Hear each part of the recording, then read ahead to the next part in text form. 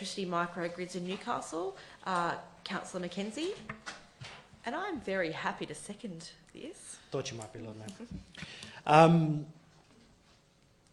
Look, I've enjoyed the conversation that we've had in relation to the budget and to the strategic plan, and it's heartening, always heartening for me to hear this sort of vision for Newcastle as being located as a city which is committed to climate action on the one hand, and also to the smart city, infrastructure and development. And I heard the phrase "living lab." I think perhaps that was the phrase that you used, Lord Mayor. This is perhaps no other technology that I can think of off the top of my head marries those things together quite so well as microgrids.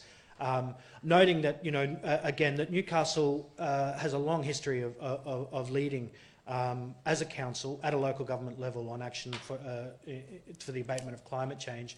We were the first, just a reminder, we were the first city to actively articulate our actions under the city's partnerships of all cities across the whole of Australia. We weren't the first to sign on, but we were the first to take action. And I think that signals something about the way in which we approach these questions. A microgrid basically is a small version of a grid, but what makes it possible is the diffusion of energy production and energy loads. As we see the proliferation of solar panels and other renewable energy sources, there are many, many more energy producers. It's not the case anymore that we need to burn rocks 200 kilometres away to make steam, to turn turbines, to shoot electrons down wires. Even as I say it, it sounds like something from the Flintstones, but it's not. It's the way that our grid works.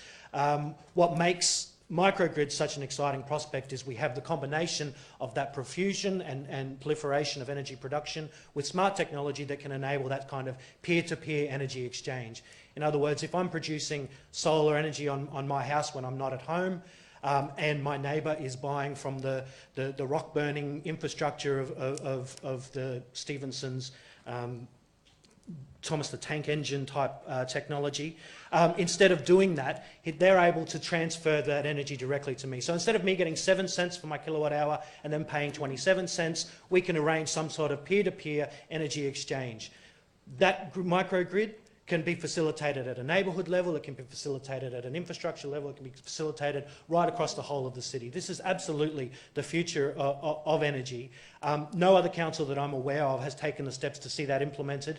We have wonderful opportunities given not just the solar farm, but the amount of energy production that we have invested in on our council infrastructure for us to be establishing our own microgrid, which is ultimately where I'd like this to go. But this plan at this stage is calling for a report on the opportunities, a review, and so that we can evaluate as a council how we can take these steps slowly and efficiently to make sure that we are once again leading the challenge on climate change and smart city infrastructure. Thank you, Lord Mayor. Thank you, Councillor. Are there any other speakers?